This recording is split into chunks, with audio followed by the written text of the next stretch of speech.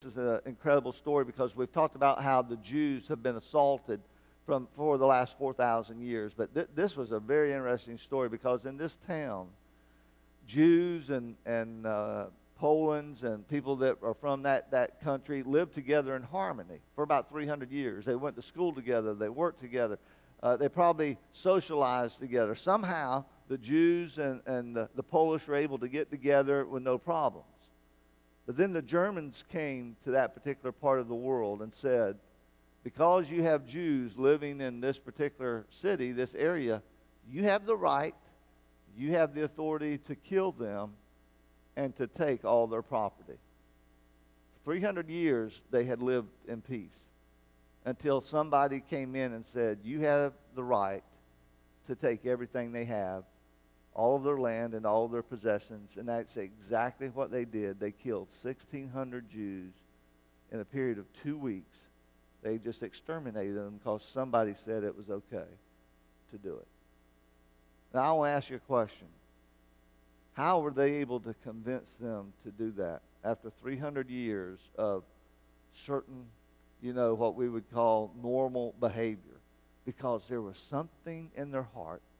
When somebody said, you can have what's theirs, you can take what's theirs, you can have it, that's exactly what they did. How do you explain people like Hitler and Stalin and Osama bin Laden? How do you explain that kind of evil? How do you explain people who say you can take it by force?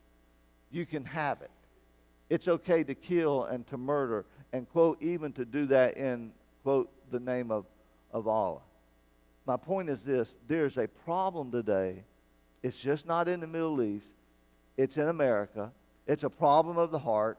It's a problem that we have to address. So that's the first step of tracking terrorism.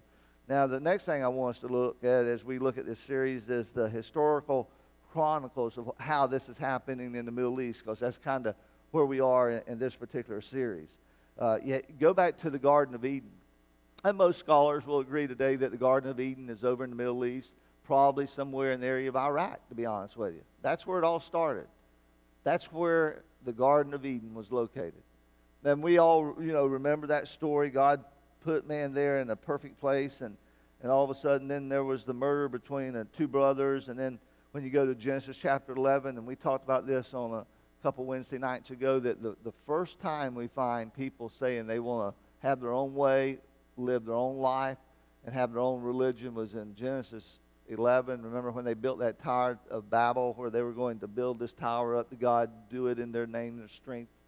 And God said, that's it. And he just scattered them all with different languages. That's where all the other false religions started. Today, as we talk about the religions that we're going to be discussing, folks, it all started back then. It just is a continuation, if you will, of what happened there in Genesis chapter 11. But let me remind you of this point, because as we look at the chronicles of how all this started, remember in Genesis 15, verses 18 through 21, remember this is important.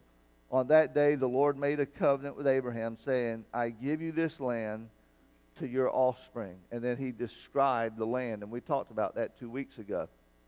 So here's the deal. God came to Abraham and said, look, Abraham, you're my man. I want you to be my leader. One day, I'm going to give you a son. You and Sarah are going to have a baby boy. He's going to be the son of promise. All this I've promised you is going to come through him. So Abraham and Sarah waited, and they waited, and they waited. Now, I was thinking about this because there had to be an upside here for Abraham, because there had to be this sexual contact quite often, because there were no babies coming along, and they had to keep trying. Let me just say it that way. So they had to keep trying, and folks, now they're old people, okay? They're 80s and 90s. Well, let me reframe that. They're older adults, okay? And so and they're thinking he's not going to do it. He's not going to do it. Now, those of us who have been in church, we know this story, because the hard part here is if Abraham had been the spiritual leader in his house, this would have never happened. But because in that culture, the claim to fame for most women were their children.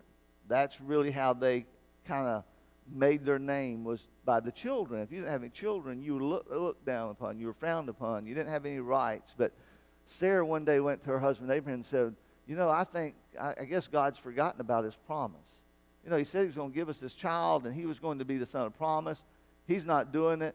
And guys, this would be hard to imagine, but it's like your wife coming to you saying, I want you to have an affair with another woman. Not just another woman, it's a woman I know. It's a woman that works for me. Now, Abraham should have had enough spirituality about him to say no to that, but he didn't.